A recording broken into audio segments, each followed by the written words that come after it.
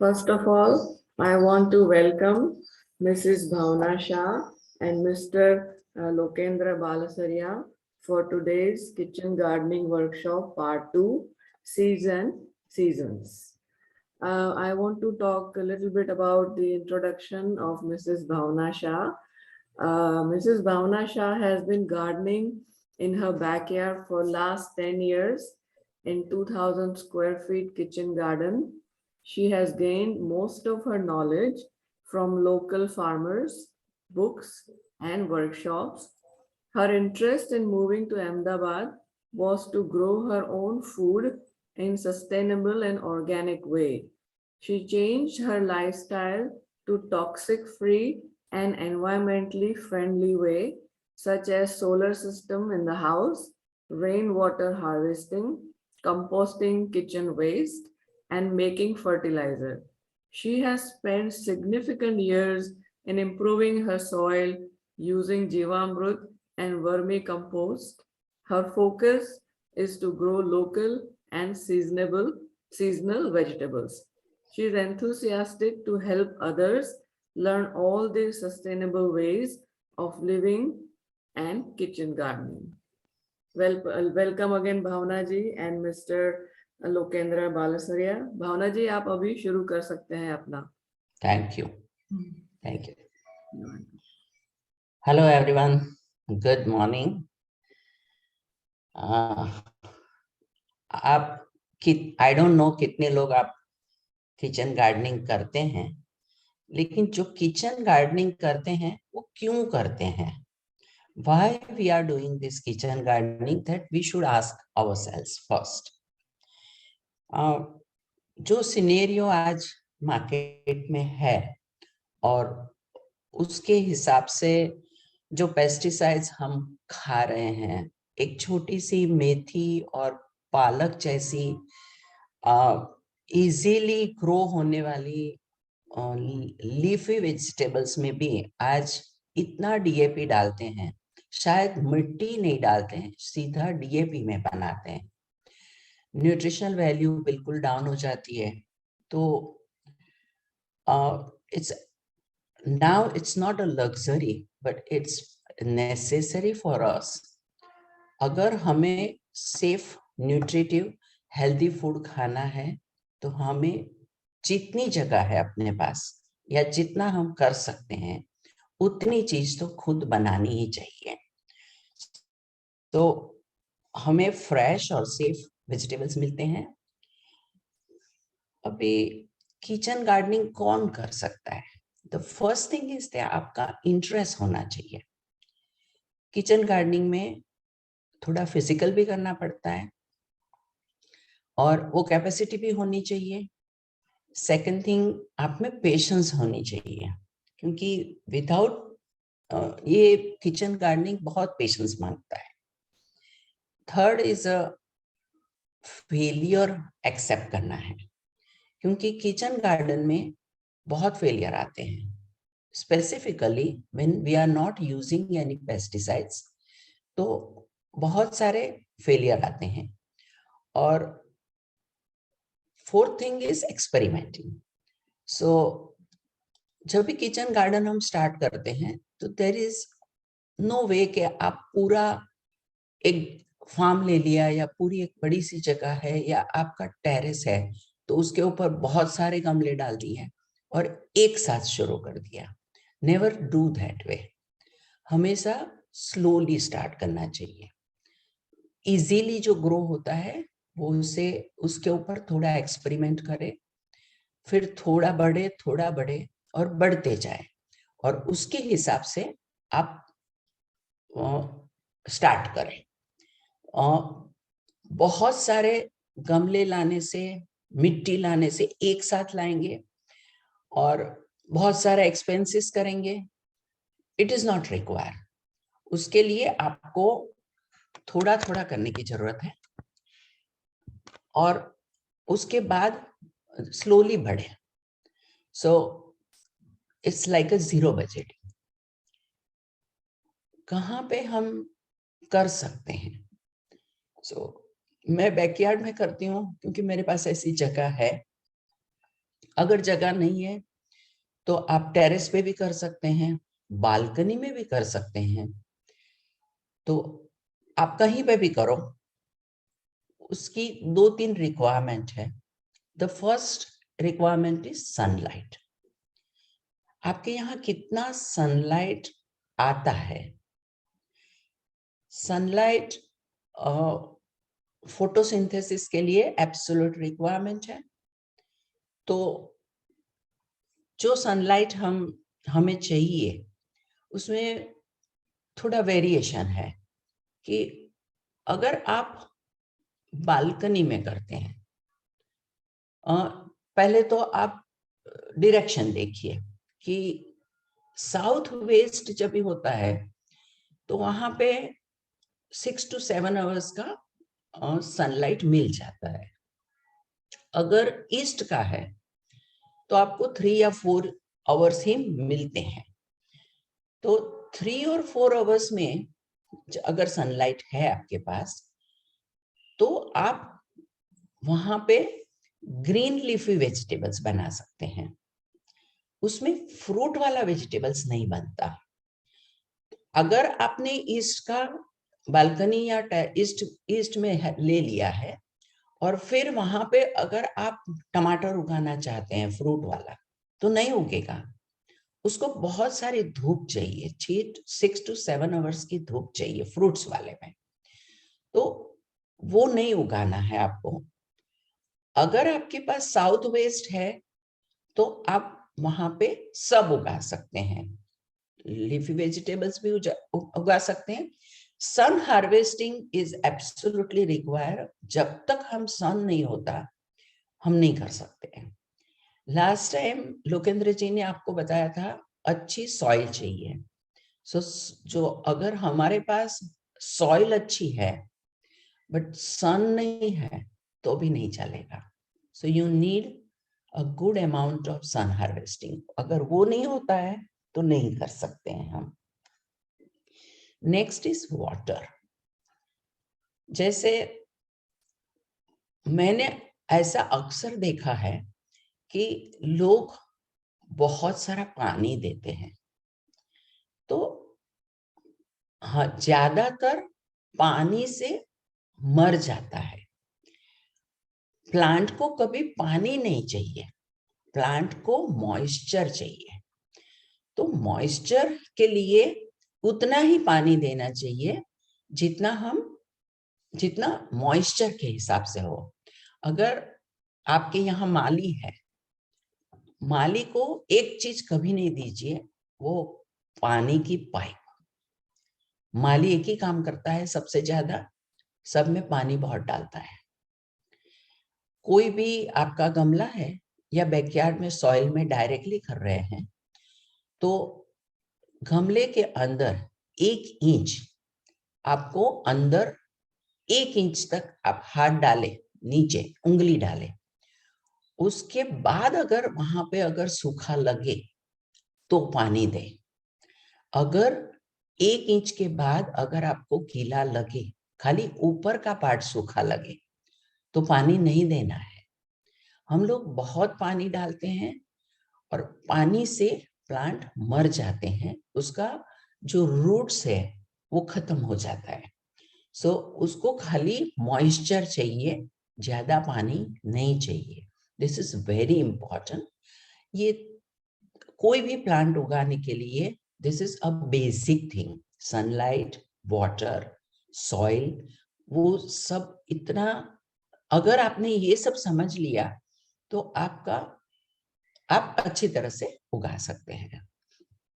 The next thing is आप how to prepare your pots. आप pots कैसे prepare करते हैं? हम जो किचन गार्डनिंग करते हैं, जो वेजिटेबल्स उगाते हैं, तो पॉट्स में हमेशा बहुत सारी जो साइज ऑफ द पॉट्स पहले लेते हैं हम, तो उसकी जो साइज है बहुत कम नहीं चाहिए, बिकॉज 90 to 120 डेज में हमारा एक सीड से फ्रूट बनता है। सो आपने एक सीड डाला, और उसका फ्रूट बनाने के लिए only in 90 days to 120 days में पूरा कोई भी वेजिटेबल्स बन जाता है। तो उसको हैवी न्यूट्रिशन चाहिए। आप अगर न्यूट्रिशन एकदम छोटा सा गमला है तो उसके अंदर उसे नहीं मिलता है। तो गमला एकदम छोटा न ले, कोई भी गमला 1 फुट के नीचे गार्डन, इसके लिए किचन गार्डन में न ले, मिनिमम 1 फुट का लेना चाहिए। और हम जो लौकी और जो बेल वाली जो बनाते हैं क्लाइंबर्स सब, तो उसमें और ज्यादा चाहिए, क्योंकि वो बहुत लंबा तक जाता है। वहां तक उसे फ्रूट उगाने के लिए उसे बहुत सारा भेजना पड़ता है फूड।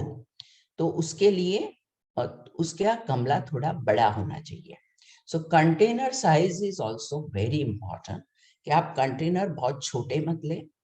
अगर आपके लीफी वेजिटेबल्स है तो छोटे गमले चलते हैं, और उसी के अंदर आप 1 फीट का अगर आपने गमला ले लिया तो उसके अंदर हो जाता है। बट जन फ्रूट्स वाले गमले हैं, फ्रूट्स जिसमें डालना है, फ्रूट्स मतलब भिंडी है, टमाटर है, बैंगन है, तो उसके लिए थोड़ा बड़ा गमला ले, छोटे गमले नहीं लेना है। गमले कैसे भरने हैं? गमले भरने की एक स्किल है, और गमले अगर आपने प्रॉपर भर दिए तो आपका 50% काम हो जाता है। गमले में हमेशा ज्यादातर हम मिट्टी के गमले पसंद करते हैं। मैं अहमदाबाद में रहती हूँ, जो बड़ौदा और गुजरात में जो लोग हैं, हमारे यहाँ गर्मी बहुत होती है, तो प्लास्टिक के गमले नहीं, बराबर सीमेंट एंड प्लास्टिक नहीं लेने हैं, न ले तो अच्छा है। और ज्यादातर मिट्टी के गमले लें। गमले के नीचे छेद होना बहुत जरूरी है। छेद में 2 चीज है, एक छेद जो होता है उसमें पानी जाना चाहिए, मिट्टी रुकना चाहिए। छेद आपका 1 फुट का गमला है इतना, तो उसके अंदर 1 उंगली जा सके इतना गमला चाहिए, इतना छेद चाहिए। अगर 2 फुट का ऊपर का है तो आपका ये अंगूठा पूरा जाना चाहिए, उतना छेद चाहिए। और उससे बड़ा गमला है तो 1 छेद नहीं, 3-4 छेद चाहिए। This is very important. आपका पानी रुकना नहीं चाहिए। उसके ऊपर आप एक ठिकरी रख सकते हैं। मैं रखती हूँ हमेशा दिया, जो मिट्टी के दिए आते हैं उसको उल्टा करें, उसको थोड़ा सा साइड से तोड़ दे और उसको उसके ऊपर रख दे, छेद के ऊपर। पानी जाएगा लेकिन मिट्टी नहीं जाएगी उसके ऊपर। तो वो आपको छेद को तैयार करना है। छेद के ऊपर आपने एक मिट्टी का दिया जो आता है उसको उल्टा रख दिया उसके ऊपर। उसके ऊपर एक ड्रेनेज लेयर बनाना है। ड्रेनेज लेयर में आप अपने टूटे हुए गमले हैं उसी के पार्ट डाल सकते हैं, या उसी के ऊपर आप ईंट के टुकड़े डाल सकते हैं। सो वो 1 इंच तक, इतना तक उसके ऊपर रखो, वो ड्रेनेज पूरा तैयार हो जाएगा। तो पानी नीचे निकल सकता है उसके ऊपर, मिट्टी रुक जाएगी। उसी के ऊपर आपको ड्राई लीव्स रखने हैं। ड्राई लीव्स का पूरा एक लेयर बनता है। और अगर आपका 1 फुट का है तो 2 इंच के ऊपर का आपको ड्राई लीव्स डालने हैं उसके अंदर। ड्राई लीव्स के ऊपर आपका जो पॉट मिक्स है, जो हम मिट्टी बनाते हैं, आई होप के मिट्टी के लिए आपको मालूम है कि क्या बनाना चाहिए। एक मिक्स तैयार करते हैं हम, सॉइल मिक्स बोलते हैं।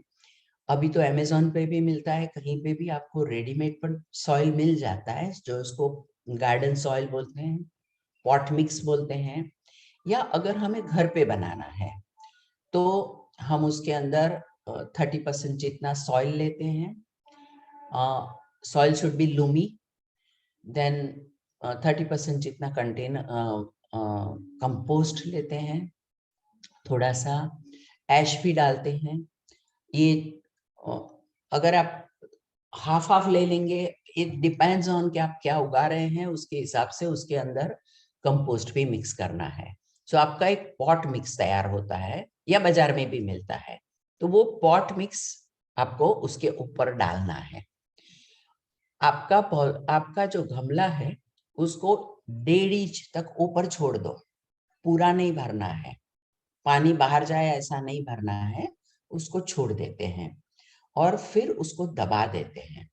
दबा के उसे 3-4 दिन रखो, उसको मिक्स होने दो. आज लाए प्लांट, अगर बाहर से लाए हैं, कोई ऑर्नामेंटल प्लांट है, या अगर आप कोई सैपलिंग लाए हैं, तो तुरंत का तुरंत उसके पहले आप अपने गमले तैयार करो. गमले तैयार हो जाएंगे, उसको एक बार पानी भी डाल दो, तैयार हो जाएगा दबा के. और उसके बाद उसके अंदर प्लांट डालना है. प्लांट सीड्स डाला है तो सीड्स होने तक उसको रखना है. अगर आपने प्लांट डायरेक्ट डाला है तो प्लांट के ऊपर एक बार डाल दिया, उसके ऊपर एक मल्चिंग करते हैं. जैसे सनलाइट इंपॉर्टेंट है, वाटर इंपॉर्टेंट है, ऐसा मल्चिंग भी इंपॉर्टेंट है. मल्चिंग के लिए मैं सूखे पत्ते यूज करती हूँ. यहाँ पे वो जो उधई बोलते हैं उसका बहुत प्रॉब्लम है, तो जो बुरादा आता है, लकड़ी का बुरादा, और वो सब मैं नहीं यूज करती. बट यूज कर सकते हैं.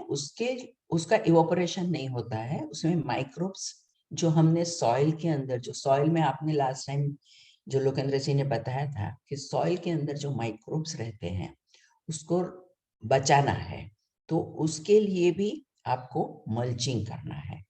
आप अगर मल्चिंग कर लेते हो उसको, तो पानी कम देना पड़ेगा आपको. आपकी सॉइल इरोजन कम होगी, मतलब सॉइल अच्छी रहेगी.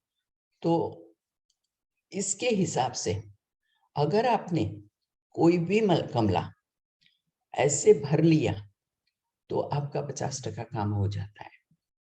इसमें जब भी आपका कंपोस्ट का न्यूट्रिशन प्लांट ले लेता है, तो नीचे जो आपके जो सूखे पत्ते भी है वो तब तक कंपोस्ट हो जाते हैं. तो आपको वो कंपोस्ट काम आ जाता है. तो उसके हिसाब से उसका रिजल्ट आपको अच्छा मिलता है. तो आप हमेशा गमले इस तरह भरे, तो इट्स ऑलवेज बेटर कि आपको ये रिजल्ट अच्छे मिलेंगे. The one more important thing is, garden में अगर आपके पास 4 या 6 गमले रखे हैं तो भी एक फ्लावर का गमला चाहिए. Pollination is very important. और पॉलिनेशन के लिए आपको गमले में एक स्पेसिफिकली गेंदे के फूल होते हैं. तो फ्रेंच मैरीगोल्ड आते हैं, रेगुलर मैरीगोल्ड आते हैं, और अपने यहाँ तो बहुत अच्छी तरह से, हमारे यहाँ तो होता है मैरीगोल्ड. आप उगा लो. मैरीगोल्ड से पेस्ट कंट्रोल भी अच्छी होती है. और बहुत सारे पॉलिनेटर्स चाहिए हमें. टर्फेटा करके आता है जो बटरफ्लाई को बहुत अट्रैक्ट करता है, बर्ड्स को अट्रैक्ट करता है. तो जो इंसेक्ट्स, बर्ड्स, बटरफ्लाई, जो पॉलिनेटर्स है, उसके लिए थोड़े बहुत फ्लावर्स के प्लांट रखने चाहिए 2-4. तो आपका बेसिक जो गार्डन है वो मेरी समझ में इतना करने से आपका बेसिक गार्डन का जो आपका कॉन्सेप्ट है वो क्लियर हो जाएगा. अगर ये जो पूरा जो मैंने आपको अभी तक बताया है, अगर आपको कोई क्वेश्चन है तो आप पूछ लेना, क्योंकि ये जो 5-6 पॉइंट है वो बहुत इंपॉर्टेंट पॉइंट है.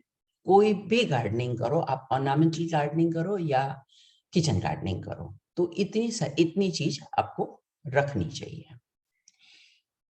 अभी सीड्स आर वेरी इंपॉर्टेंट, और एवरी पर्सन शुड नो कि वो क्या बो रहा है, हम जो भी शौक डाल रहे हैं, तो सीड्स कैसे होने चाहिए? There are different different type of seeds are available in the market. Seeds में ऑर्गेनिक सीड्स आते हैं, हाइब्रिड सीड्स आते हैं, ओपन पॉलिनेटेड सीड्स आते हैं, जीएमओ सीड्स भी आते हैं, हेirloom सीड्स आते हैं। तो it's a different type of seeds are available in the market.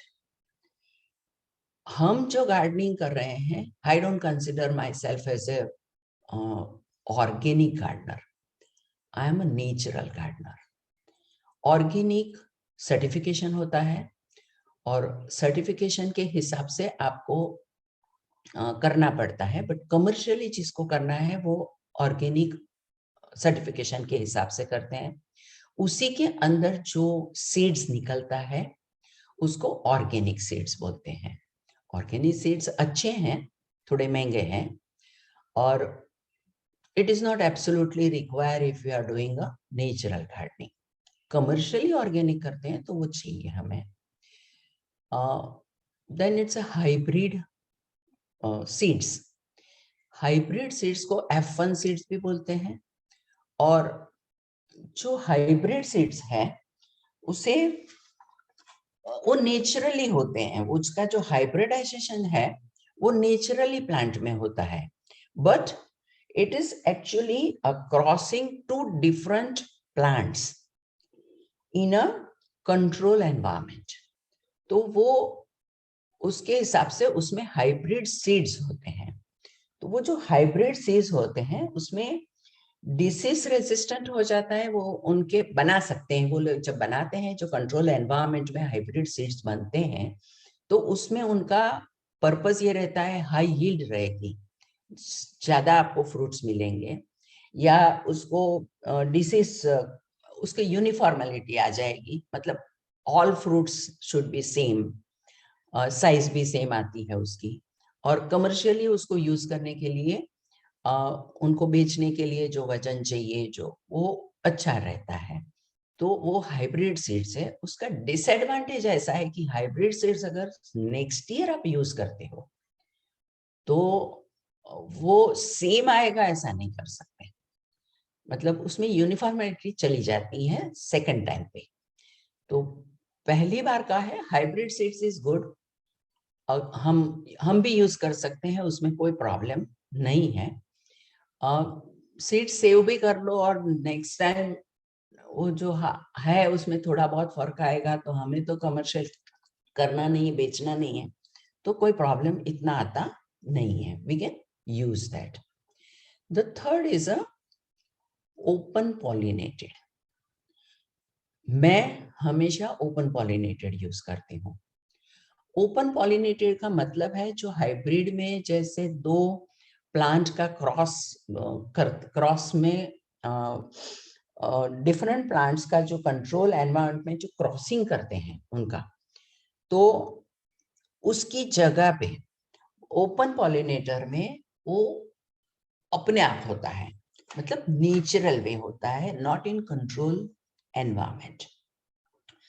तो उसमें जो प्लांटेशन जो है उस जब हम ओपन पॉलिनेशन में करते हैं तो उसका रिजल्ट ऐसा है, जो क्योंकि उसका ओपन पॉलिनेटर है तो हमारे यहाँ जो इंसेक्ट्स आते हैं, बटरफ्लाई होते हैं, बर्ड्स आते हैं, तो हनी बीज होती हैं, वो सब जब पॉलिनेट करते हैं तो उससे क्या होता है कि जेनेटिकली वो डाइवर्सिफाई हो जाता है हमारा प्लांट जब एक बार हो गया तो वो लोकल को, हमारी जो यहाँ की लोकल ग्रोइंग एनवायरनमेंट है या हमारी जो सीजन है वो उसको, वो जो क्लाइमेट है उसको एडप्ट कर लेता है। जो सीड्स है ओपन पॉलिनेटेड, वो उससे उसका रिजल्ट हमें अच्छे मिलते हैं, और we can save that open pollinated seeds को हम सेव कर सकते हैं। सेव करके उसको अगले साल हम यूज भी कर सकते हैं। सो ज्यादातर ओपन पॉलिनेटेड उसको ओपी सीड्स बोलते हैं, हाइब्रिड को F1 सीड्स मार्केट में बोलते हैं और इसको ओपी सीड्स बोलते हैं। वो दोनों हम यूज कर सकते हैं, दोनों में से कोई भी चलेगा आपको। Then it is a GMO seeds. GMO seeds are not for us, इतने मिलते भी नहीं है या मार्केट में, और अगर मिलते भी है तो वो लेबोरेटरी में किए हुए हैं और वो जरूरी नहीं है हमारे लिए, तो उसे इट्स नॉट फॉर अस। सो हमें ओपन सीड्स, ओपी सीड्स और F1 seeds which is a hybrid seeds, दोनों में से कोई एक सीड्स आप मार्केट से परचेस कर सकते हैं। अभी तो अमेजोन पे भी मिलता, कहीं पे भी मिलता है। अगर आपका लोकल है, सीड्स जितना हो सके लोकल लीजिए।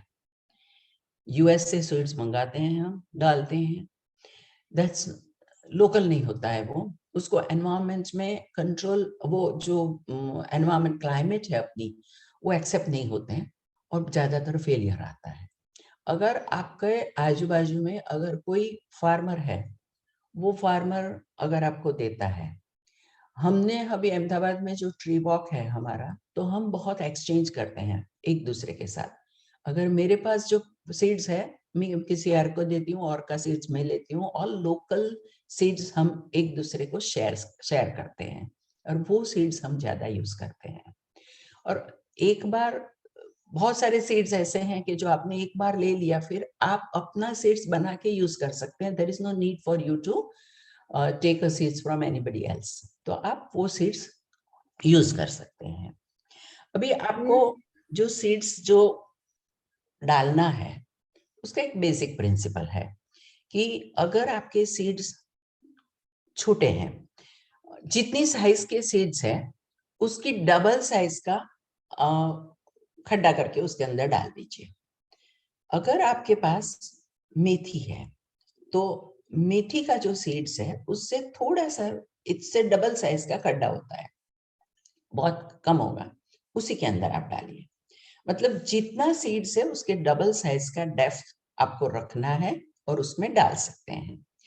अगर बहुत छोटे सीड्स हैं, अगर एमरेंथस विच इज तांदरजा, तो उसके जो सीड्स आते हैं वो बहुत बारीक होते हैं। अभी वो सीड्स के डालने का उसको ब्रॉडकास्टिंग वे बोलते हैं, मतलब उसको हम छांट के डाल देते हैं ऐसे, और उसके ऊपर थोड़ा सा मिट्टी डाल के, और उसको डालने के पहले हाथ में जब आप सीड्स लेते हो तो सीड्स के अंदर थोड़ा सा ऐश डाल सकते हो या सैंड डाल सकते हो उसके साइज का, तो उसको मिक्स करके आप डालो तो इट्स इजी टू, वो स्प्रेड होते हैं। और उसके ऊपर आप पानी हाथ रख के पानी डालिए, सीधा डालेंगे तो सब सीड्स एक साथ हो जाते हैं और वो नहीं होता है। आप हाथ रख के छांटना है, पानी स्प्रे करना है, या आपके पास स्प्रेयर है तो उससे कर सकते हैं। तो आप उसके हिसाब से सीड्स को डालना कैसे है, वो सीड्स में डायरेक्ट भी आता है और इनडायरेक्ट भी आता है। मतलब सीड्स जो हमने जहां पे डाला है वहीं पे होगा और वहीं पे वो प्लांट बनेगा, और उसको हम डायरेक्ट बोलते हैं, डायरेक्ट शोइंग बोलते हैं। और second thing is some plants like टमाटर, मिर्ची, ब्रिंजल, वो सब जो है उसका सैपलिंग बनाना पड़ता है। तो सैपलिंग बनाने के लिए आपने उसका एक पॉट के अंदर पूरा डाल के उसके अंदर सैपलिंग बनाते हैं, और फिर उसको एक जब 5 पत्ते आते हैं, सैपलिंग निकालने का भी एक टाइम है कि उसके अंदर उसको 2 पत्ते आते हैं, आपने निकाल दिया मर जाएगा। उसके अंदर जब 5 मिनिमम 5 पत्ते आना चाहिए, वो जो 5 पत्ते आते हैं उसको वहां से निकाल के आपको जहां डालना है, वो जहां पे आपने प्लान किया है वहां पे आप डाल सकते हैं, लेकिन उसको जगह चेंज करनी जरूरी है। तो टमाटर, मिर्ची, ब्रिंजल, वो सबको डायरेक्ट नहीं होता है, उसका सैपलिंग बना के करना पड़ता है, इंक्लूडिंग लेटस। लेटस को भी आपको सैपलिंग बनाने पड़ते हैं, बाकी कोई भाजी को सैपलिंग नहीं बनती, सीधा सीड्स डाल सकते हैं। तो आप डायरेक्ट शोइंग और इनडायरेक्ट शोइंग, ये दोनों तरीके हैं। मैं थोड़ा जल्दी जा रही हूँ क्योंकि I have to finish everything. आपके, मुझे मालूम है कि ये बहुत सारे उसके पीछे क्वेश्चन आएंगे, आपको इंटरनेट से भी मिल जाएंगे, और अगर आपको जितना क्वेश्चन है आप मुझे भी पूछ सकते हैं। मेरा नंबर मैंने दे के रखा है वहां पे, तो आप उनसे भी लेके, आपको अगर कुछ पूछना है तो आप मुझे व्हाट्सएप भी कर सकते हो या पूछ भी सकते हो। सो आप कैसे शो करना है, सीड को हमेशा ट्रीटमेंट करें। तो जो सीड्स आते हैं, जैसे हम हाइब्रिड सीड्स लाते हैं, उसके ऊपर एक केमिकल रहता है, और मैं पेस्ट, जो प्लांट का जो पेस्ट है, वो सब्जेक्ट हम तीसरा रखा है जो लोकेंद्र भाई ले लेंगे। पेस्ट कम से कम हो जाए और न हो, उसके लिए आपको सीड का ट्रीटमेंट करना पड़ता है। Seed treatment is easy. आपके यहाँ अगर गौमूत्र है रखते हैं, और कोई भी हम जो नेचुरल का फार्मिंग करते हैं उसके यहाँ गौमूत्र होना ही चाहिए। गौमूत्र सेल्फ लाइफ बहुत लंबी है, 2 साल की है। आप एक बॉटल लाए तो आपको सोचना नहीं है कि कहीं पे भी मिलता है किसी भी यहाँ, तो आप गौमूत्र लेके आइए, रखिए, और गौमूत्र के अंदर, गौमूत्र में पानी डालिए, डाइल्यूट करिए, उसी के अंदर वो सीड्स जो है, अगर आपके पास भिंडी है, वो सीड्स उसके अंदर डालिए और उसको 2 घंटा रख दीजिए। रख के उसको बाहर निकाल के उसको थोड़ा पेपर पे डाल दीजिए, या एकदम गीला गीला प्लांट मत डालिए, बट थोड़ा सा सूखा हो जाए, उसके बाद उसको यूज कीजिए। तो सीड का ट्रीटमेंट करना जरूरी है। अभी मैंने खाली आपको गौमूत्र बोला है। गौमूत्र और जो चूना आता है, लाइम बोलते हैं, उसका कॉम्बिनेशन होता है। जैसे भिंडी होती है तो उसके अंदर हींग का कॉम्बिनेशन होता है। ये जो कॉम्बिनेशन होता है वो ऐसा सोच के करते हैं कि भिंडी में ये टाइप की पेस्ट आएगी, तो उसको अगर निकालना है तो हींग डालोगे तो वो निकल जाए, वो नहीं आएगी। सो उसके हिसाब से आप सीड सो करके उसको सोक करके बाद में उसका एक प्रोसेस करके बाद में डालिए। सीड्स ऐसे डायरेक्ट नहीं डालना है। सीड्स को हम सेव कर सकते हैं। तो जो जब भी हम हार्वेस्ट कर लिया, जब भी हमने, तो उसके बाद जो सीड्स रहते हैं, तो उससे हम कैसे सेव करें। आपका 90 डेज टू 120 डेज अभी हो जाता है, खत्म हो जाता है उसके अंदर, और उसके बाद हम इसको जैसे लीफी वेजिटेबल्स हैं, तो पालक है, मेथी है, धनिया है, लेटस है, उसमें आपने जब हार्वेस्ट कर लेते हैं, उसमें 1-2 प्लांट ऐसे होते हैं जिसके ऊपर जैसे शूट निकलता है। सबके अंदर निकलेगा, लेकिन 1 या 2 शूट वाला रहने दीजिए, उसको काटना नहीं है। और उसको 120 डेज का जो है उसकी जगह पे 140 डेज तक रहने दीजिए। उसके ऊपर सीड्स आ जाते हैं, तो वो सीड्स आप निकाल सकते हो। एमरैंथस में भी निकलता है, सब में आता है। मैं 10 साल पहले एक बार सीड्स लाई थी, पालक का, एमरैंथस का। मैं कभी सीड्स लाती नहीं हूँ। मेरे में से इतने सीड्स निकलते हैं कि बहुत सारे लोगों को मैं देती हूँ। और आप भी अपने सीड्स एक बार लाए तो वो सीड्स उसके हिसाब से आप बना सकते हैं। और वो उसको जो सुखा लेते हैं उसको निकाल लो, निकाल के उसे ऐसा एकदम सूख जाएगा, और शेड में सुखाना उसको। एक बार सूख जाएगा प्लांट में, फिर एक बार काट लिया, बाद में सन में मत रखना उसको, बाद में शेड में रखो। शेड के अंदर रखने के बाद उसको ऐसे ये करके उसके अंदर से सीड्स निकाल लीजिए। सीड्स आप एक एयरटाइट बॉटल में रखिए, जिपलॉक में रखिए, और फ्रीजर में रख दीजिए, क्योंकि वो दूसरी सीजन के लिए है आपको। तो बाहर रहेगा, अगर उसमें मॉइस्चर आएगा, खराब भी हो जाता है, तो उसको अच्छी तरह से एयरटाइट में करके उसको अंदर रख दीजिए। जैसे फ्रूट वाले हैं तो भिंडी है, भिंडी जैसे भिंडी है, लौकी है, ऑल जो जो हम बेल बोलते हैं, तो उसको जैसे चौड़ी है, पापड़ी है, तुरी है, पंपकिन है, वो सब पूरा एक या दो भिंडी या पूरा एक पंपकिन, पूरा एक लौकी, उसको प्लांट पे रहने दीजिए। तुरी होती है, तो अगर एक तुरी आपने छोड़ दी वहां पे और वो सूख जाती है, वो सूखने के बाद उसको निकाल लीजिए। उसमें से आप सीड्स नहीं निकालोगे, आपको दिखेगा, आप हिलाएंगे तो अंदर सीड्स, आपको लगेगा कि सीड्स है। उसको पूरा का पूरा आखा ही ऐसे ही रहने दीजिए, उसको जिपलॉक बैग में बंद करके रख दीजिए। या ट्रेडिशनली तो वो जो लौकी के जो बड़े वाले तुमड़े बनते हैं, लंबे वाले छोटे वाले, तो उसको टांग के रख देते हैं। अभी आप अच्छी तरह से उसको पैक करके रख दीजिए, बट पैकिंग ऐसा कीजिए कि उसमें मॉइस्चर न लगे।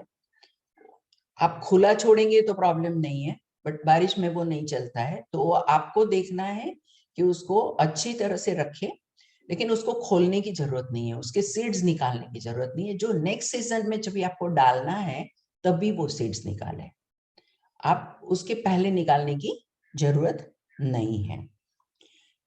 थोड़े बहुत ऐसे होते हैं, कैरेट में, बीट में सीड्स नहीं निकलते हैं और फार्मर्स अपने हिसाब से निकालते हैं, लेकिन हमारा किचन गार्डन के अंदर वो नहीं निकलते हैं।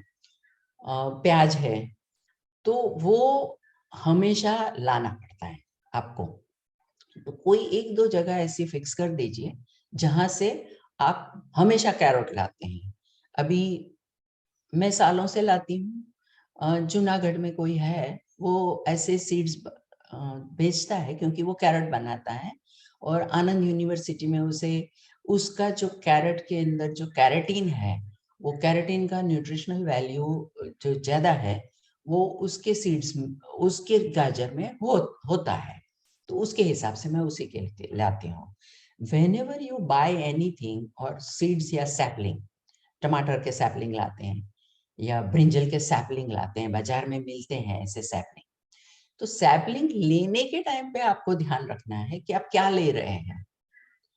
आप गोल टमाटर खाते हैं और आपने लंबे टमाटर ले लिए। ब्रिंजल में तो 50 वैरायटी होती है, कोई ग्रीन खाता है, कोई लंबा वाला खाता है, कोई भरते के लिए वो बड़ा वाला होता है, वो कोई गुलाबी होता है। अभी आप जो खाते हैं वो लेना है आपको। और वो जब भी आप किसी के यहाँ अगर सैपलिंग लेते हैं, आपके फ्रेंड्स के पास से भी आप सैपलिंग ले सकते हो, तो कहाँ पे आप फ्रूट देखो या फ्रूट का फोटोग्राफ देखो कि भाई आप ये कौन सा है, लौकी कौन सी है, ये लंबी वाली लौकी है, गोल वाली लौकी है, कौन सी लौकी है। तो वो आपको प्रॉपरली, क्योंकि आपने एक बार अगर डाल दिया उसके बाद आप कुछ नहीं कर सकते, वो वही खाना है बाद में। तो आप अपने हिसाब से डालें, आपको कौन सा डालना है। इवन तुलसी जैसी चीज है तो तुलसी में भी 11 वैरायटी आती है, आपको कौन सा तुलसी डालना है वो आप देख लीजिए कि आपको कौन सा चाहिए, उसके आपको कौन सी स्मेल चाहिए। आप हिबिस्कस डालते हैं तो उसके अंदर देख लीजिए कि आप देशी वाला डाल रहे हैं या वैरायटीज डाल रहे हैं, खाली ऑर्नामेंटल के लिए डाल रहे हैं, आप किसके लिए डाल रहे हैं। तो व्हेनेवर यू बाय एनीथिंग, आप सीड्स लेते हो तो भी उसके ऊपर फोटोग्राफ आते हैं, आप सैपलिंग लेते हो तो भी उसके अंदर आते हैं, अगर सैपलिंग एक्सचेंज करते हो तो भी आप जिसके पास से लेते हो उसको पूछो कि भाई इसमें क्या है, क्या निकलेगा मेरा। सो वो 90 डेज और 120 डेज में क्या निकलने वाला है वो आप लेने के टाइम पे, डालने के टाइम पे प्लान कीजिए। नॉट दैट कि एक बार निकल गया बोलते हैं ये तो बहुत तीखी मिर्ची आ गई, मैं तो ये मिर्ची नहीं खाती हूँ, तो मुझे नहीं चाहिए ये मिर्ची, should not be like that. तो वो आप हमेशा ध्यान रखिए। इसके बाद हम सीजन्स पे आएंगे। अभी सीजन्स बहुत इंपॉर्टेंट चीज है कि वैसे देखो तो हमने देख लिया है कि रेनी में ये होता है या समर में ये होता है और विंटर में हम ये करते हैं। बट अभी क्या हुआ है कि टेम्परेचर बहुत चेंजेस आते हैं, सीजन लेट हो रही है, तो आपको ओनली सीजन पे नहीं जाना है, आपको सीजन के साथ उसका टेम्परेचर देखना पड़ेगा। अगर आपने गलत टाइम पे डाल दिया, आपने पूरा अच्छी तरह से गमला भरा है, आपका सॉइल बहुत बढ़िया है, आपका सन है, water, everything is good, but if season is not good, आप समर में कितना भी हो मेथी डाल के देखिए, हमारे यहाँ नहीं होती है। कितना भी करो, आप कुछ भी करो, फिर वो जो डीएपी में बनाते हो अपने आप बेचारी निकल जाती है, वो अलग चीज है। बट हमारा ऑर्गेनिक के हिसाब से, सीजन के हिसाब से आपको कोई भी चीज डालना है। सीजन में हम एक 4 डिवीजन, हम प्लांट के हम 4 डिवीजन हमेशा रखते हैं। एक लीफी वेजिटेबल्स, एक फ्रूट वाला वेजिटेबल्स, एक climbers, and fourth one is a root vegetables. तो जो लीफी वेजिटेबल्स है उसमें 90% ऑफ द लीफी वेजिटेबल्स आपको विंटर में होते हैं। हम विंटर में भाजी भी बहुत खाते हैं। तो एक तो सीजन कहाँ कैसे समझ में आता है, याद कैसे रहता है, जो मार्केट में मिलता है।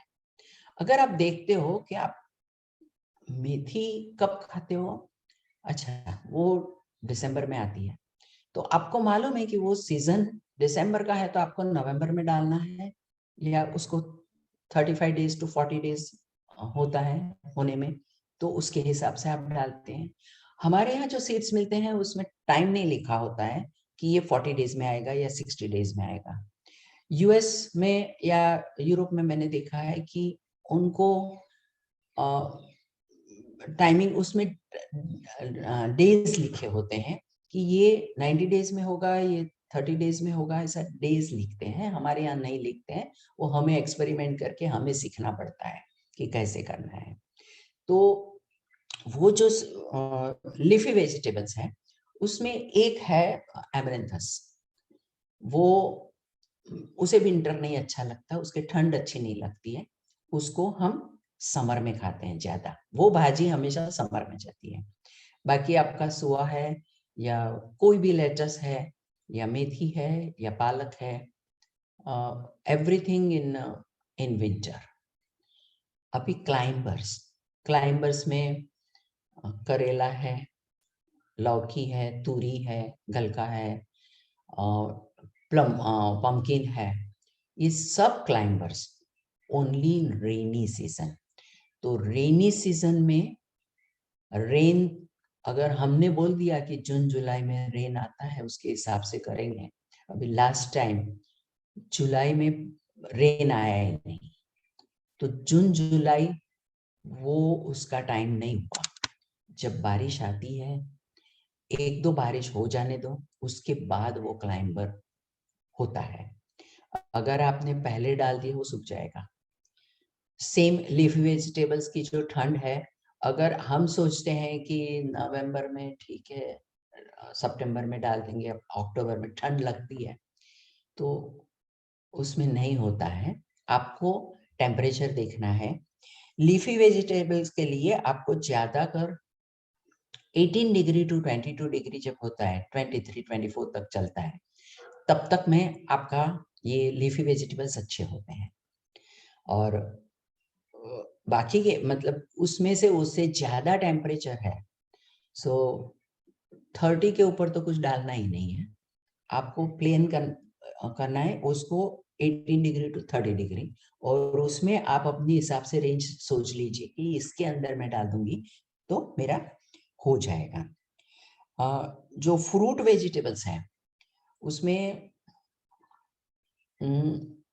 आप जैसे भिंडी डालते हो, अभी एक तो जो भी हम सीड्स डालते हैं उसको ऐसे सोच के डालना चाहिए कि हमारे घर में कितना चाहिए हर वीक। अगर मुझे एक वीक में 500 ग्राम्स भिंडी चाहिए तो हमें मिनिमम 12 प्लांट डालने पड़ेंगे। 12 प्लांट होंगे तो आपको 400 या 500 ग्राम हर वीक में मिलेगा। वो हर चीज के लिए आपको ऐसे प्लान करना पड़ेगा कि आपको कितने टमाटर चाहिए, उसके हिसाब से टमाटर के प्लांट डालें। अच्छा, अगर आप लीफी वेजिटेबल की बात करते हैं तो उसमें हम, ये पेरिसेबल चीज है, हमको एक साथ 2 किलो मेथी उतरेगी वैसे इतना डाल दिया, ऐसा नहीं करना है। आपको जितनी आपकी रिक्वायरमेंट है, हफ्ते की रिक्वायरमेंट है तो वहां पे मेथी डालिए हफ्ते जितनी, और फिर उसमें से थोड़ी सी जरा से बाहर निकल जाती है तो फिर दूसरी जगह पे दूसरी डाल दीजिए। तो ये वीक में ये मिलेगी, दूसरे वीक में वो मिलेगी। मैं जो स्प्रिंग ओनियन है, गार्लिक है, उसको हफ्ते भर में एक बार चाहिए मुझे, तो मैं हर हफ्ते एक बार डाल देती हूँ। उसको होने में 25 से 30 दिन में हो जाते हैं।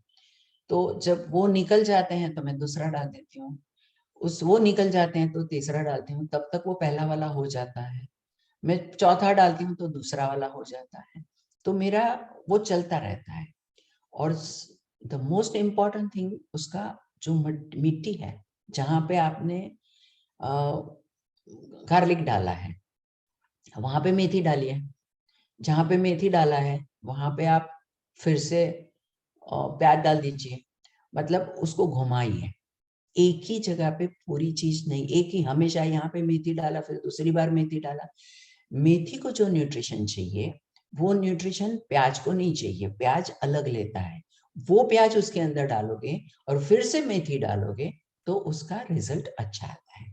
तो आप उसके हिसाब से आप डालते रहिए। तो जो फ्रूट वेजिटेबल्स है, जैसे भिंडी मैंने बताया आपको, तो भिंडी 6 महीना तक हम खा सकते हैं अपने घर की भिंडी। फरवरी एंड में थोड़ी सी गर्मी आ जाती है, शायद हफ्ता 10 दिन आती है, फिर बीच में थोड़ी सी ठंड भी आ जाती है, फिर गर्मी आ जाती है। जो वीक में आपको गर्मी लगती है 26 से 28 डिग्री टेम्परेचर, तो उसमें आप भिंडी डाल दीजिए। वो भिंडी हो जाएगी आपको, जो अप्रैल तक मिल जाएगी वो भिंडी। उसके बाद दूसरी भिंडी, उसके बीच में ही दूसरी एक भिंडी डाल दीजिए।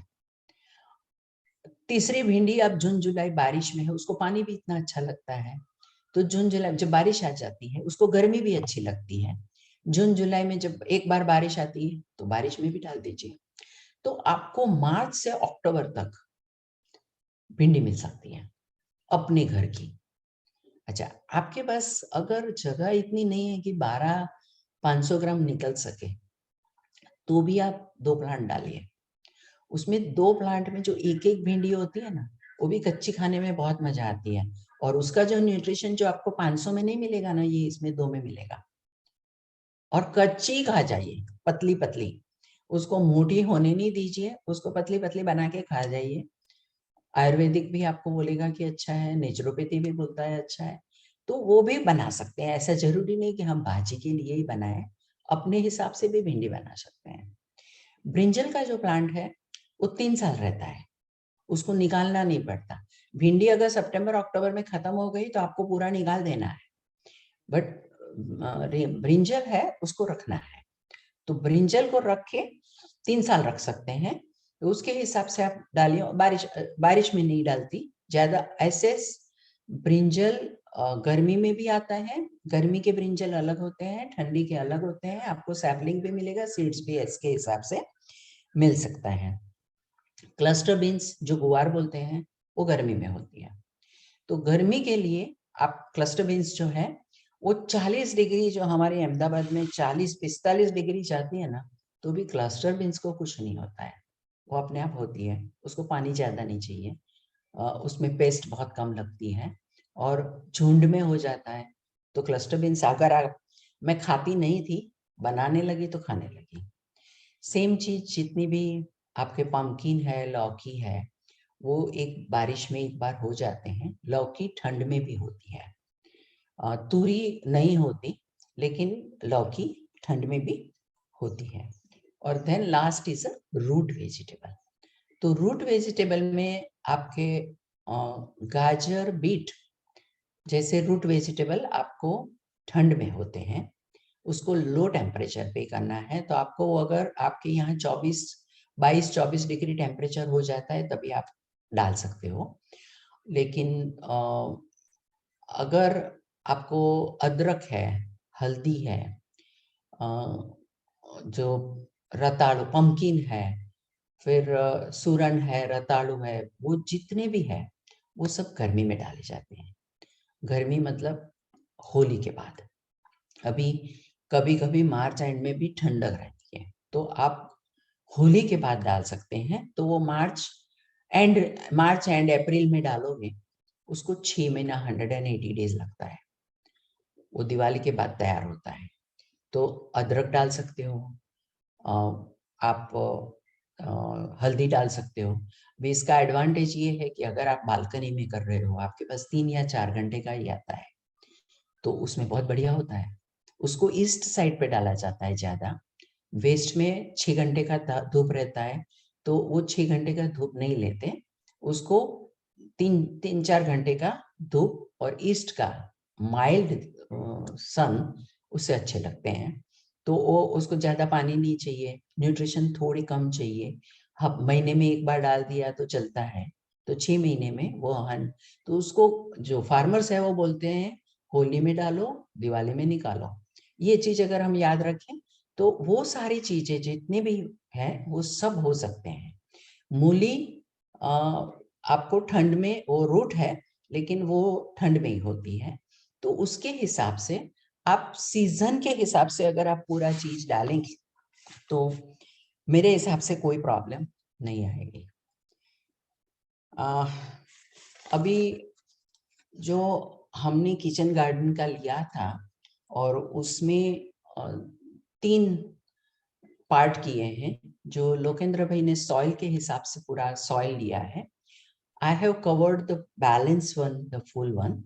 एंड जो पेस्ट वाला है, क्योंकि इसमें पेस्ट लगती है, और पेस्ट को ऑर्गेनिकली हम कैसे उसको यूज करके जो निकालते हैं, जैसे गौमूत्र होता है या छाछ होती है, वो सब चीजें आपको 3rd सेशन में लोकेंद्र भाई बताएंगे। और मैं यहाँ पे समाप्त करती हूँ। आपको अगर कोई क्वेश्चन है तो आप पूछ सकते हैं। Thank you. हाँ मैम, पहले आई थिंक पिंकी सीतलानी ने हैंड रेज किया था, तो वो अनम्यूट करके पहले हैंड रेज करेंगे और फिर they can ask the question. नमस्ते मैम।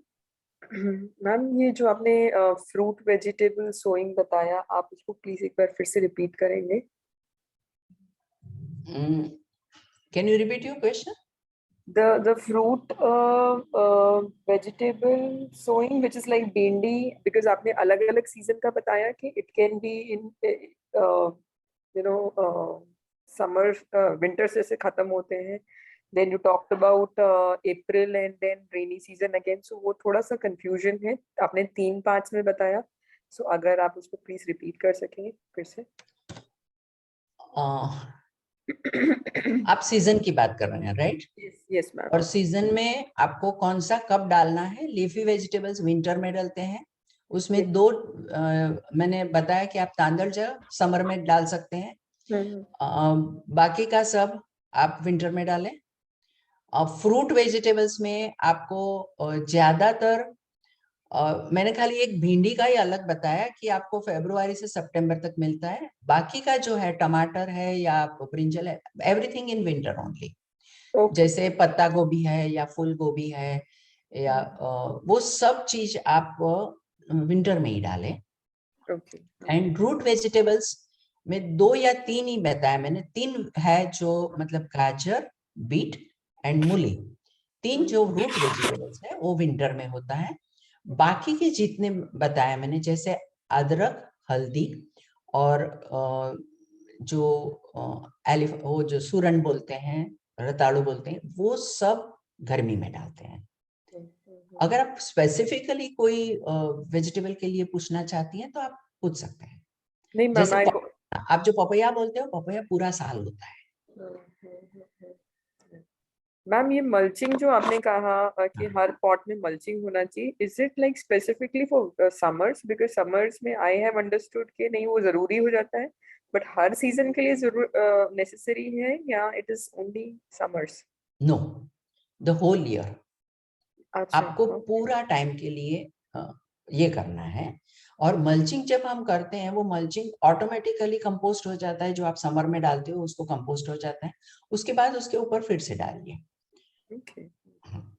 और कभी कभी रेनी सीजन में आपको वो मल्चिंग करते हैं तो शायद थोड़ा खराब हो जाता है, तो आप कंपोस्ट का भी मल्चिंग कर सकते हैं ऊपर।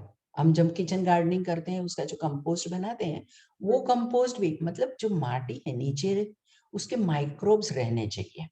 और उसके ऊपर से जो पानी है, रेनी में तो पानी तो इवोपरेट नहीं होता है, बट उसके जो माइक्रोब्स को रखना है, तो उसको इसके हिसाब से उसका मल्चिंग जरूरी है। Mulching is very important. आपका सॉइल अच्छा रहेगा मल्चिंग से। Okay, thank you ma'am. Gayatri ji. Yes, thank you so much. I'm a new beginner in a kitchen garden. So I have a question, how to plant garlic? How to plan a garden. First तो आपको देखना है south west. South west is a best place to plan a garden. और आपके पास जितनी जगह है, वो अगर आप टेरेस पे कर रहे हैं, आप कहाँ पे कर रहे हैं, कहाँ पे करना मैं है? प्लांटर में करूँगी, मेरे बैकयार्ड में, लेकिन प्लांटर में, पॉट प्लांटर में। में करेंगे ना। वो बैकयार्ड आपका साउथ ईस्ट है, साउथ वेस्ट है, वेस्ट। वेस्ट है, backyard is in a west. West. That's a best thing. तो आप वेस्ट में तो बहुत अच्छी तरह से कर सकते हैं। और सीजन के वाइज हम तो डालते हैं। अच्छा, एक चीज एक ही जगह पे डालिए, ऐसा कभी मत करिए। मैंने जैसे आपको बताया, जहाँ मेथी है वहां पालक डालिए, पालक। वैसे आपके जो प्लांटर्स है उसमें एक बार एक चीज हो जाती है, उसको निकाल के दूसरी जगह पे डाल दीजिए। और ठीक है। हाँ, तो उसके हिसाब से आप प्लान कीजिए। अभी प्लांटर कितने चाहिए, आपकी स्क्वायर फीट जगह कितनी है, उसके हिसाब से आप, अगर आपने प्लांटर लाए हैं तो ठीक है, नहीं तो रेस बेड बना सकते हैं अच्छी तरह से, अगर बैकयार्ड है तो। Because I do it everything in a raised bed. तो उसको एक 2 ईंट खड़ी करके मैं एक रेस बेड बना लेती हूँ, और उसी के अंदर जैसे गाजर डाल दिया। अगर मेरे गाजर हो गए, जैसे मार्च आया, मैंने वो रेस बेड निकाल दिया, तो मेरी मिट्टी खुली हो गई। उसके बाद उसको दूसरी दूसरी जगह पे मैं बना लेती हूँ। तो आई चेंज दैट। मैं हमेशा एक जगह पे नहीं करती और एक मिट्टी में नहीं करती, तो उसको बदली करते रहिए। आप अगर प्लांटर में करते हैं तो पूरा उसका खाली करना पड़ेगा आपको, दूसरा, और नहीं तो दूसरा तीसरा डाल सकते हो उसके अंदर, ऐसे भी प्लान कर सकते हो। और वो मल्च का जो कि कहा ना आपने, तो मल्च, हम लोग जो मल्च यूज़ करता है ना, वो वुड की होती है। आप तो कहाँ पे हैं, वो, कहाँ से हैं? मैं अमेरिका में हूँ, ओके। यूएसए में। सो तो मल्च वो वुड की होती है, तो कभी कभी उसमें टर्माइट्स आ जाते हैं। वही, आपको नहीं, हमें भी वही प्रॉब्लम है। तो मैं मल्चिंग कभी वो वुड की नहीं करती हूँ, मैं हमेशा सूखे पत्ते की ही करती हूँ, क्योंकि उसमें टर्माइट आते ही हैं हमारे यहाँ तो। और टर्माइट के लिए ऑर्गेनिकली निकालना बहुत मुश्किल है। करते हैं हम, लेकिन बहुत मुश्किल है। कभी फेलियर, बहुत सारे फेलियर मिलते हैं उसमें। सो ज्यादातर सूखे पत्ते की मल्चिंग करती हूँ मैं। ओके, आपके पास सूखे थैंक यू। पत्ते तो बहुत होंगे, मिलते हैं होंगे। नहीं, मेरे बैकयार्ड में एक भी ट्री नहीं है। बिल्कुल ही नया है बैकयार्ड, सो ट्री हाँ नहीं है आसपास में। तो हाँ। उस इतने ज़्यादा वो सूखे पत्ते नहीं मिलते। सो हम लोग को मल्च यूज़ करना पड़ता है। किसी ने मुझे सजेस्ट किया कि use stones versus mulch. So like put the stones around the wall of the house, so it will protect termites from the mulch. That is, you are doing it for termite. Stone Correct. is for termite and not for mulching, right? Right. Okay. But सूखे पत्ते नहीं है तो आप वो green, ये आती है ना, ग्रीन कपड़ा आता है, अगर हाँ. आपके यहाँ जो मल्चिंग के लिए, आपके यहाँ आपने देखा होगा स्ट्रॉबेरी ग्रो करते हैं तभी वो जो बीच में से निकालते हैं और प्लांट बीच में से निकलता है और पूरी सॉइल को ढंग के रखते हैं। हाँ, समझ गई मैं। हाँ, तो you can do it that way also. okay. Mulching का पर्पस आप समझ लीजिए। हम लोग जो मल्चिंग जो इससे करते हैं ड्राई लीव्स से, तो वो ड्राई लीव्स फिर से कंपोस्ट हो जाता है, तो उतने कंपोस्ट हमें कम यूज करना पड़ता है। ओके। हाँ, और अगर आपका नहीं है तो आप कंपोस्ट से कर सकते हैं उसको, और उसको उसके ऊपर ढक दे, ऐसे जो मैंने आपको बताया उसके हिसाब से ढक दीजिए। ठीक है। Okay, thank you so much. But आपको अगर विंटर, वहां पे तो विंटर बहुत हैवी रहता है, वो टाइम पे बहुत सारी चीजें नहीं होती है, और उसके हिसाब से आप टेम्परेचर के हिसाब से जाइए। हमारा विंटर और आपका विंटर बहुत अलग है। हाँ, वो तो है, वो तो मैंने लिख दिया temperature. Are you in California area और New York side? Texas. Texas, okay, then तो इतना प्रॉब्लम नहीं है। ठीक है, thank you. Welcome. Meeta ji. मजा आ रही Bhavna ben, thank you. I have two questions. One is I have tried to grow lime in a pot. What? And lemon, हाँ, और काफिर के पत्ते, but it did not survive, so I wanted some tips on that one.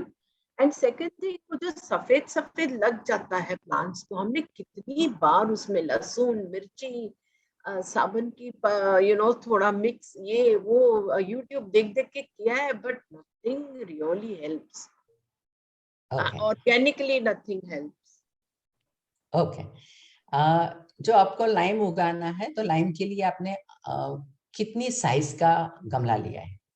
काफी बड़ा था। नहीं, काफी मतलब साइज 1 फुट का, 2 फुट, 2 फुट का, 5 फीट का? 1.5 फुट में लाइम नहीं होता है। लाइम के लिए आपको मिनिमम बहुत मिट्टी चाहिए। तो the best thing is that ये जो ब्लू वाले ड्रम मिलते हैं ना 200 लीटर के, उसको बीच में से काट लें, वो 100 लीटर हो जाता है। हाँ, वो 100 लीटर का पूरा गमला बना दें, उसको नीचे से होल करो, पूरा गमला बना दो, उसी के अंदर लाइम डालो, आपका लाइम हो जाएगा।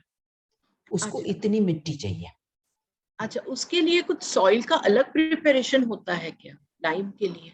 तो अलग नहीं, हाँ थोड़ा तो अलग है, वो रिच चाहिए और कुछ नहीं है। उसमें जो बोन मिल आता है, उससे बोन मिल, वैसे देखो तो ऐसा बोलते हैं कि लाइम को चमड़ा अच्छा लगता है, तो जो फार्मर्स है वो लोग क्या करते हैं, उसके यहाँ जो लिजार्ड आती है, मर जाती है या कुछ भी है, तो उसके वहां जाके डालते हैं। क्यों? क्योंकि वो लाइम को अच्छा लगता है। तो जो फिश का या बोन का जो मैन्योर मिलता है, उसको अगर आप डाल सकते हो, तो उसको हैवी फीडर है, तो आपको, क्योंकि इतना फ्रूट्स देता है और पूरा साल देता है, तो उसको खाने के लिए भी देना पड़ता है, और सन तो आपको ज्यादा देना ही है उसे। तो और लींबू में एडवांटेज क्या है कि लींबू is a host of our butterfly, तो बटरफ्लाई के एग्स उसके ऊपर लगते हैं, तो उसके हिसाब से आपका पॉलिनेशन अच्छा होता है बाकी की चीजों में। तो लाइम एक अगर आप रखते हो तो बहुत बढ़िया है। उसमें स्पैरो भी बहुत आते हैं, लाइम के अंदर नींबू में रहते हैं, सो उसके हिसाब से भी एक लाइम होगा तो बहुत बढ़िया है। It's always good. हाँ जी, और ये काफिर के पत्ते जो होते हैं लाइम के, वो कहाँ मिलते हैं? क्योंकि हमने मंगाए लेकिन वो एग्जैक्ट काफिर के प्लांट्स नहीं मिल रहे हैं, तो इज दैट? कलकत्ता में मिलते हैं। कलकत्ता में वो काफिर के जो आते हैं, इतने लंबे, आपको देखेंगे इतने लंबे फ्रूट होते हैं उसके, मतलब नींबू ऐसे लंबे वाले काफिर आते हैं। हाँ, कलकत्ता में मिलते हैं। एक्चुअली हमने अभी मंगाए थे कि एक साथ 25 मंगाए, हम 25 लोगों ने काफिर का ये डाला। अरे वाह। सो उसके हिसाब से आप ऐसे अगर गए या कोई लाए तो ठीक है, नहीं तो ऐसे ग्रुप बनाते हैं ना तो वो बेटर रहता है इसके हिसाब से। अच्छा, आप जो बात करते हैं वो मिलीबग है, वो हाँ। जो व्हाइट वाला जो है। लोकेंद्र भाई will tell everything about pest and other things. एक सिंपल चीज है, आप अगर आज चावल बनाते हो तो इतना चावल, पका हुआ चावल, भात, उसको पानी डाल के रख दो उसके अंदर, 1 महीना तक रहने दो उसको। उसके अंदर से आपको अल्कोहल जैसी स्मेल आएगी। वो जो पानी है वो जहां पे मिलीबग है, पहले तो उसको सफा करना पड़ता है, बट सफा करने के बाद वो उसके ऊपर डाले, उससे आपको फायदा होगा। वो सफा करने के टाइम पे उड़ते हैं, फ्लाई निकल जाए, हाँ वो निकल जाते हैं। स्ट्रॉन्ग स्प्रे करना पड़ता है उसके ऊपर, पानी जोर से मारना पड़ता है और उसको उठा के बाहर नहीं। ये ना रात को आते हैं, वो दिन में नहीं होते, वो रात को नीचे से निकलते हैं। और वो क्या क्या चीज खाते हैं, कैसे खाते हैं, और आपको कैसे मालूम पड़ेगा, जैसे चींटियां चलती है तब भी मालूम पड़ता है कि यहाँ पे चींटी उसके एग्स खाने आती है, तो हमें मालूम पड़ना चाहिए। पहले चींटी जहाँ पे देखते हो ना, चींटी कहाँ जाती है वो देख लीजिए, तो बहुत सारे एग्स वो खा जाते हैं। और नेक्स्ट टाइम तुम्हें वो पेस्ट कंट्रोल का वो डिटेल में ले लेंगे। Thank you. संजय जी, संजय जी आपने हैंड रेज किया है। एक तो ये जो मिलीबग है उसके बारे में कुछ बताना चाहता था। हमको मिलीबग में काफी अच्छा रिजल्ट मिला है। तो मेरी वाइफ बोगनवेल जो आती है ना, उसके पत्ते, फिर थोर, कैक्टस जो आता है, कैक्टस, और नफटिया जो बोलते हैं उसको, मुझे मालूम नहीं हिंदी में क्या बोलते हैं, वो मेरी वाइफ बताए। हिंदी तो मुझे भी नहीं मालूम, नहीं, लेकिन वो नफटिया ही बोलते हैं, नफटिया ही बोलते हैं। नफटिया ही बोलते हैं, नफटिया आइपोमिया उसको बोलते हैं इंग्लिश में। तो वो तीनों को मिला के 2 किलो उसके लीव्स होते हैं और 10 लीटर पानी में उसको उबालते हैं। 4 उबाली आने के बाद उसको ठंडा करते हैं, फिर वो स्प्रे करते हैं। एक पंप में 500 ml, मतलब 15 लीटर में 500 ml डाल के हम उसको स्प्रे करते हैं। तो मिलीबग 3 स्प्रे के बाद चली जाती है। हमारे पूरे खेत में निकल हमारे गई। पूरे खेत में निकल गई है और 4 साल के बाद, 4 साल हो गए, अभी तक वापस नहीं आई है। आपने ये जो 3 बार डाला वो कितने दिनों के बीच में डाला? एक हफ्ते के। एक हफ्ते। हाँ, और उसमें थोड़ा सा वो पाउडर रहता है ना, वो वॉशिंग पाउडर, हाँ। व्हील या ऐसा कुछ भी, क्योंकि उससे वो मिलीबग स्टिकी होती ना, तो वो उसके ऊपर चढ़ नहीं पाती है, स्टेम के ऊपर, तो ऊपर नहीं आती है। और ये तीनों से वो चली जाती है, क्योंकि ये तीनों वाइल्ड है ना, जिनको मिलीबग नहीं लगती है। तो एक थंब रूल ऐसा है कि मतलब हमने इतने सालों में देखा है कि जो भी मतलब वायरल इन्फेक्शन होता है या बैक्टीरियल इन्फेक्शन होता है, उस समय पर जो भी वीड सरवाइव करती है उसको उबाल के या उसको मतलब सड़ा के पानी में उसका स्प्रे करते हैं, तो वो रोग हमारे प्लांट को नहीं लगता है। ये हमारा 7 साल का अनुभव है, हम हमारी खेत में वही करते हैं, खेतों में जाके कि इधर कौन सी वीड जिंदा रही है ये अटैक में, और उसी के लीव्स लेकर हम उसकी उबाली बना के स्प्रे करते हैं, तो वो नहीं हो रही है। और दूसरा वो गो कृपा अमृतम बैक्टीरिया, जिनकी बात लास्ट सेशन में हुई थी, वो भी हम यूज कर रहे हैं। और वो जीवामृत भी हम पहले जीवामृत करते थे, अब वो गो कृपा अमृतम करते हैं। और दूसरी बात, टर्माइट की बात की थी ना किसी ने, तो उसके लिए हम टोबैको पाउडर है ना, वो उसका डस्ट, टोबैको डस्ट डालते हैं डायरेक्टली गमले में। सॉरी, हमारे तो गमले पहले थे, अब नहीं, अब खेत है, तो वो डालते हैं। और दूसरा वो जो आक आता है ना, स्टार प्लांट, आकड़ो, गुजराती में आकड़ो बोलते हैं, जिसके फूल की माला, मंदार, मंदार भी बोलते हैं हिंदी संस्कृत में, उसका जो दूध निकलता है वो अगर आपका गमला है तो बहुत अच्छा है, क्योंकि ज्यादा एरिया आपको कवर नहीं करना है। तो उसके स्टेम ला के सीधा उसमें गमले में डाल दो, मतलब डालना है तो डाल दो, या जैसे हम प्लांट करते हैं ऐसे गमले में उसको लगा दो। तो उसके बाद पानी दो, तो उसके दूध से दीमक चली जाती है। और दूसरा एक आता है खरसाणी प्लांट आता है, डिंडलियोथोर जिसको गुजराती में बोलते हैं।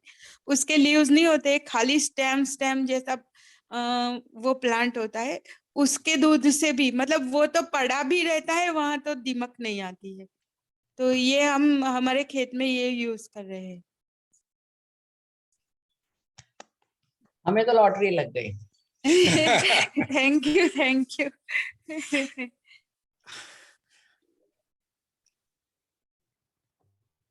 इफ यू डोंट माइंड जरा उसके नाम लिख के दीजिए प्लीज। हम ग्रुप में मैं भेज दूंगा, बराबर। जितनी जितनी इंसेक्ट और पेस्टिसाइड जो हम ऑर्गेनिकली बनाते हैं उसका मैं पूरा डिटेल भेज दूंगा with proportion. Okay, thank you so much Sanjay भाई। जयश्री बहन। हाँ मैडम, मुझे ये पूछना था कि एक तो मेरे यहाँ धूप बहुत कम आती है, क्योंकि मतलब मेरे तीनों साइड ना बहुत बड़े बिल्डिंग है, तो बीच में मेरा घर है, तो धूप नहीं आती। और जो भी थोड़ी बहुत आती है ना, तो वो मतलब थोड़े टाइम के लिए आती है। और दूसरी बात कि मेरे यहाँ मंकी इतने ज्यादा आते हैं ना कि जैसे मेरे यहाँ ड्रम स्टिक का पेड़ है ना, तो इतनी लंबी ड्रम स्टिक हुई तो आने के मतलब हुई, उसके बाद ना हर शाम को वो लोग आते हैं ना तो खा जाते हैं। तो अगर मैं ऊपर टेरेस पे भी करूँ ना, तो मतलब कैसे उनसे बचा जा सकता है, वो मुझे पूछना था। हमारे यहाँ भी बहुत प्रॉब्लम है ही, तो हाँ जी मैम। हाँ, मंकी का प्रॉब्लम बहुत है। तो उसके हिसाब से सबने जब भी टेरेस पे करते हैं तो पूरा एक जाली बनाया है, और अच्छा। कंस्ट्रक्ट करना पड़ता है आपको, क्योंकि मंकी और किसी तरह से आपको पॉसिबल ही नहीं है कि आप एक स्ट्रक्चर खड़ा करके जाली करके आपको बनाना पड़ेगा, otherwise it is not possible. हाँ जाली तो यही रखना होता ही है, क्योंकि मतलब मैंगो के मेरे यहाँ ट्री है, चीकू के है, ड्रमस्टिक के है, मतलब काफी कुछ मेरा एरिया बड़ा है, तो सब होता जो भी है ना वो लोग खा जाते हैं, मतलब हमारे हाथ में कुछ आता ही नहीं है। जितने फ्रूट्स डालते हैं ना, तो ज्यादा फ्रूट्स होते हैं तो मंकी आते हैं। अच्छा अच्छा। और मंकी के लिए आपको उसका करना ही पड़ेगा आपको कि क्या अच्छा कैसे जी करें। मैम। ओके, बस ये मतलब यही था। और धूप बहुत कम आती है, तो कौन से मतलब मैं प्लांट डाल सकती हूँ, मतलब ऐसे फ्रूटी, मतलब जो भी है नो वेजिटेबल फ्रूट्स, या no fruits. Fruits, no no fruits, fruits, only okay. Only leafy. Okay. अगर आप झाड़ को काटते हैं, धूप आता है तो ठीक है, बिना धूप, सिर्फ सन हार्वेस्ट इज, उसके बिना कुछ नहीं होता है। जी मैम, मैंने आपने वो ट्री वॉकर है ना, उसमें मैंने ड्रम स्टिक का फोटो भेजा था ना, बस उसी दिन वो लोग आके खा गए सब। Okay ma'am, thank you ma'am. Welcome. Tarjani ji. नमस्ते मैम। नमस्ते। मेरे दो क्वेश्चंस है। एक, मुझे रेज बेड का कॉन्सेप्ट क्या है और उसकी क्या जरूरत है वो मुझे मालूम नहीं है। मैंने काफी जगह पे देखा है but I don't know the logic behind it. और दूसरा वो है कि हम लोग हमारे बैकयार्ड में गार्डनिंग करते हैं, काफी सालों से हम लौकी दूधी लगाते हैं। तो आफ्टर एक दो उसके जो क्रॉप्स आ जाते हैं उसके बाद वो बग्स आते हैं उसमें, येलो कलर के, येलो ब्लैक स्ट्राइप्स वाले बग आ जाते हैं। और उसकी वजह से हमारा पूरा 2 साल से एक बार आती है फिर पूरा चली जाती है। और हम लोग ट्राई करते हैं कि पेस्टिसाइड्स नहीं डालें। तो हमने गौमूत्र, नीम पाउडर, नीम ऑयल, सोप, अनियन का पानी, ये सब यूज किया है पर वो नहीं जाते। तो ऑलमोस्ट नेक्स्ट ईयर मैंने ऐसा सोच लिया था कि अब मैं पेस्टिसाइड डाल ही दूंगी। हम लोग भी यूएस में ही ग्रो करते हैं, अराउंड मार्च अप्रैल डालते हैं तो डेफिनेटली वो उसे विंटर बग्स बोलते हैं पता नहीं, पर वो आ ही जाते हैं, वो विंटराइज कर जाते हैं बग्स, कुकुम्बर बग्स ऐसा कुछ बोलते हैं उसको। तो फिर वापस वो जुलाई में आ ही जाते हैं, तो मुझे मालूम नहीं है कि how to get rid of it. अच्छा, आपको इसको फ्रूट फ्लाइज बोलते हैं। वैसे ये जो पेस्टिसाइड्स का है वो नेक्स्ट लेने वाले हैं, लेकिन फ्रूट फ्लाइज जो होती हैं उससे ट्रैप करते हैं।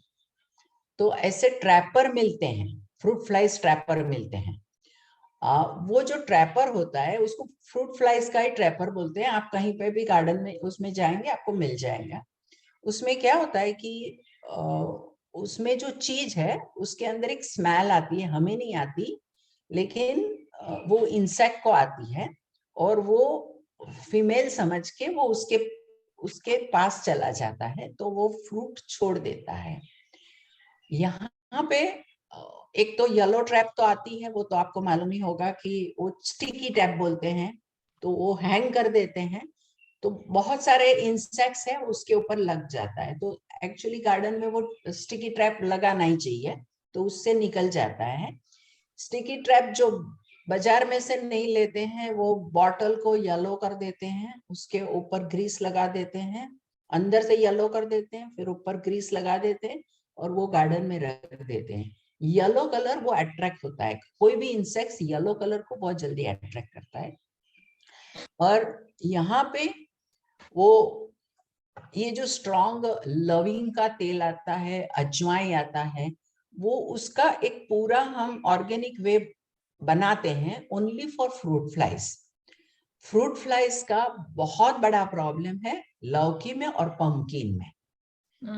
हाँ, और उसके हिसाब से आपका 1-2 आता है और उसके बाद वो मर जाता है। वो फ्रूट ट्रैप वो फ्रूट फ्लाइज ही आके उसको खराब कर देती है, तो आपका खत्म हो जाता है।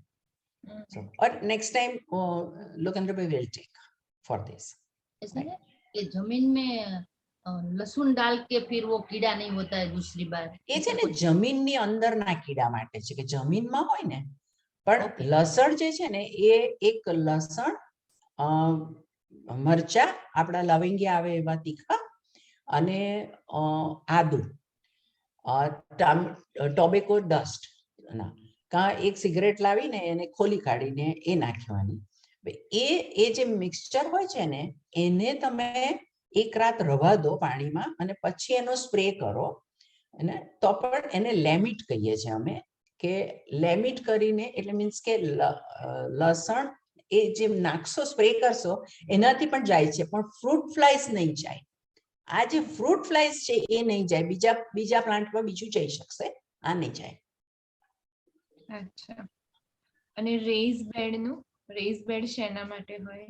હા, હવે રેઝ બેડ છે ને એ तमें कोई पण अत्यारे पण कोई भी वॉटएवर गमला आप जो ले रहे हैं उसी को ज्यादा मिट्टी जितनी होती है एंड फ्रेश मिट्टी होती है तो उसके हिसाब से आपका रिजल्ट अच्छा आता है। सो रेज बेड करने में 2 चीज होती है, जो हम सीधा पानी या जो भी हम डालते हैं, जो न्यूट्रिशन डालते हैं, मैन्यूर डालते हैं, वो स्प्रेड हो जाता है, तो वो बाकी की सब जगह पे चला जाता है। अगर आप रेज बेड करते हो तो वो उसी के अंदर रहता है। आप लिक्विड मैन्यूर भी देते हैं तो भी उसी के अंदर रहेगा, और आप रेगुलर मैन्यूर दोगे तो भी उसी के अंदर रहेगा, तो उसका कॉन्सेंट्रेशन बढ़ता है, तो फ्रूट के लिए वो अच्छा पड़ता है। वो एक ही जगह को मैनेज करना पड़ता है। अगर आपने सीधा जमीन पे डाल दिया तो उसको मैनेज करना, सब चीज आप पेस्ट मैनेजमेंट करो या कोई भी है, raised bed is easy to do it. दूसरा क्या होता है कि रेज बेड में जो अपनी मिट्टी रहती है वो भुरभुरी रहती है पूरी, क्योंकि आप नई बनाते हो हर टाइम, उसको मिक्स करके तैयार करके सोलराइज किया है, उसको मिक्स किया है, तो वो जो फ्रेश मिट्टी, कंपोस्ट, थोड़ा ऐश डालते हैं उसके अंदर, वो सब जो भी होता है उससे वो क्वालिटी बढ़ती है सॉइल की। तो सॉइल को क्वालिटी बढ़ाना है, फ्रेशनेस लाना है, और दूसरा जो भी आप डालते हो उसको एक ही कॉन्सेंट्रेशन पे एक ही जगह पे डालोगे तो अगर दूसरी जगह पे नहीं जाएगा तो उसके हिसाब से हम करते हैं। उसके हिसाब से raised bed is giving good result, good result. Thank you. Okay, does anyone have any more question? किसी को और कोई सवाल पूछना है? Okay, thank you so much Bhavna ji for sharing your knowledge and experience with us. It was very good information. बहुत अच्छा रहा, and thank you again for coming to HHLC course. We really appreciate it. Thank you. Thanks. Thank you everyone, and Merry Christmas everyone. Merry Christmas. Christmas. Thank you, madam.